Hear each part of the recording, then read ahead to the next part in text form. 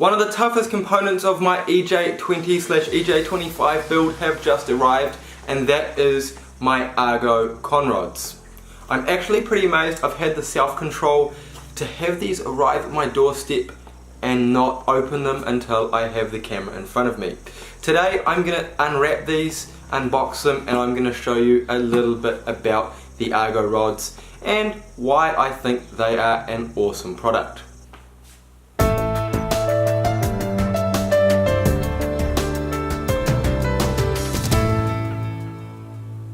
The rods that I have here in this particular box, they are suitable for both EJ20 and EJ25 builds, as well as the Stroker series if you have the correct pistons.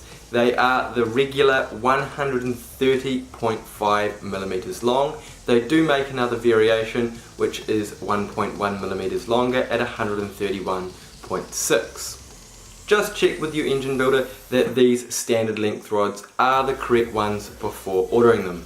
The first thing you'll notice looking at the outside of the packaging is it's pretty simple, with its white box taped up with sellotape and an Argo sticker on the front. There are a few details on the outside of the box. It does obviously say it's for a Subaru EJ20, however it does neglect to say that it is also suitable for the EJ25. In addition to that, it has the part number, the stock order, which I presume is when it was made, and also the rod weight, which gives us a variance of 1 gram between 592 and 593.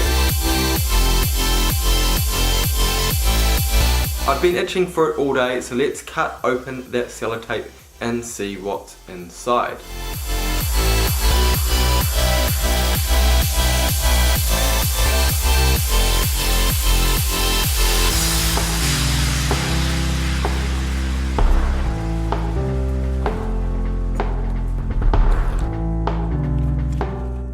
Opening up the box, we are greeted by a whole lot of shredded paper.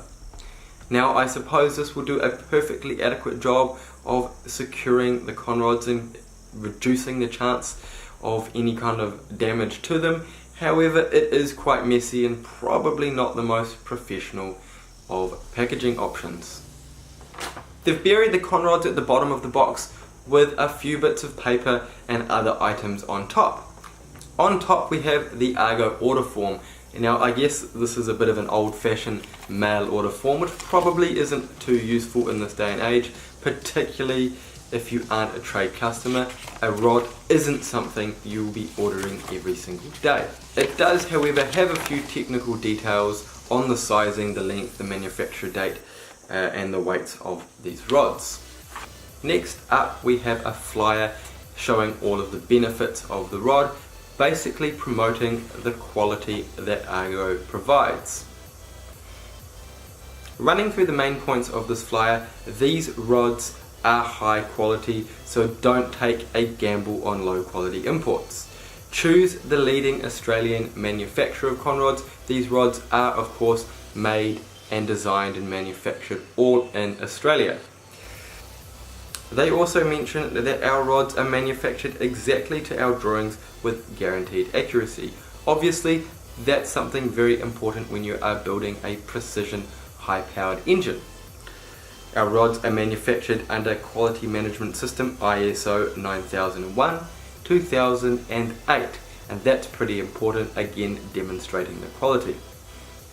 It states they have higher horsepower ratings, however on the packaging and information provided there is no specific horsepower rating.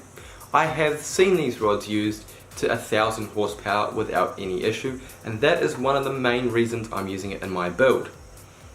Argo are produced by a family with 30 years of con rod manufacturing experience over 2 generations. A family owned business is something we don't see all too often, so it is very nice to be able to support something like that. Can be custom made to any specific requirements, and that is an important thing if you are building something outside of the box, like a long rod engine. My particular engine is designed to be an all-rounder, so we have kept the standard rod length.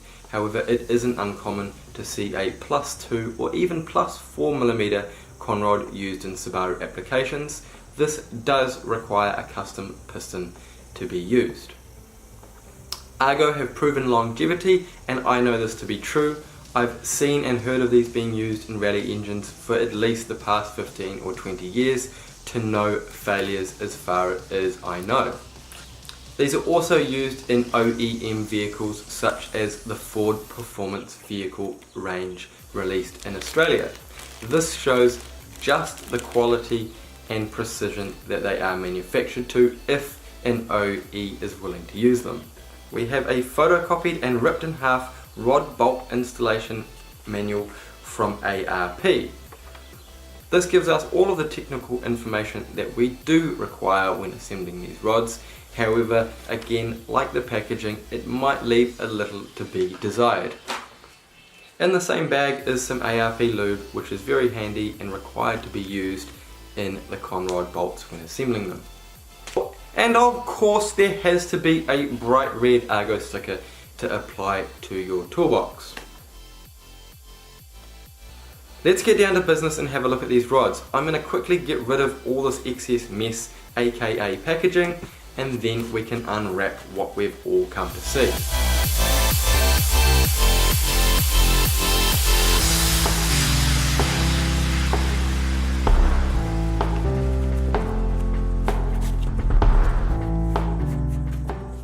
The rods themselves are individually wrapped in newspaper. You can see that this newspaper has definitely had a good life because the crosswords have been pretty well filled in, however they haven't quite finished that one there.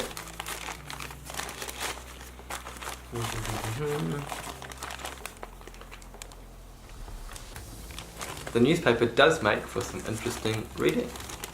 Inside the newspaper is a specific packaging paper which I believe is there to inhibit rust. These rods do have a sticky and sweet smelling rust inhibitor all over them. Just be a bit careful that it could create a mess if you were unwrapping these on your kitchen sink or in your office bench, as I am. Ooh! Let's look at the rods. I think they're an absolute work of art. These conrods are of an I-beam design, and that is commonly accepted as being the absolute strongest design of conrod. On the little end of the conrod there are not one but two oiling holes. Most aftermarket conrods, especially the cheaper variations, only have one. This just means you're going to get slightly better lubrication to that little end bearing and the gudgeon pin that sits inside it. The fasteners that have been used in this particular conrod are ARP 2000s. Argo also offer ARP 625 custom age if you're really wanting to push this conrod to its limit. Something that I believe Argo have only started doing in recent times is numbering the end of the conrods and also engraving their logo on one side of it. That's critical because the conrod and the cap would have been machined together, so they should stay together upon assembly to get the perfect bearing alignment. If we take a good look at this rod as a whole, it looks damn bulletproof, and it is commonly accepted and widely used in New Zealand and Australia as the toughest conrod on the market. These rods are perfect for my 800 horsepower build. I'm very certain that they are going to stand up to whatever I throw at them because they look so solid. I also know from experience that these rods are one of the best on the market, having run them to 1000 horsepower without any issues. In my opinion, these are an absolute top shelf option. They're an amazing conrod that are going to support a huge amount of power with long-term reliability. If I had one recommendation for Argo, it would be that they step up their packaging game in line with the premium product that they offer. I do away with the newspaper and shredded paper in the packaging. Ideally have a foam insert in the box or something similar, and have a slightly nicer printout for the ARP bolt instructions. I'm going to be using these rods in my EJ25 Subaru. I'm starting with the engine and I don't even have a chassis and I'm not sure exactly what I'm going to put it in. I do like the look of the GC8, however I am undecided. I'm dubbing my project 9 seconds or nothing because my goal is to run a 9-second quarter mile in a completely street driven car. I'd love for you to follow my build and my journey into the 9s. If you hit that subscribe button, please also hit the little bell so you get a notification every time I upload a video. If you do this, it'll help me get more awesome parts like these rods underway so I can get my project done. I do want to hear one thing from you guys. I am a little bit undecided on what particular piston I am going to be using, so I would love for you to provide me with some feedback on what you've had good experience with or even seen used in some high horsepower Subaru applications. Until next time guys, it's Julius sharing my passion for performance with you.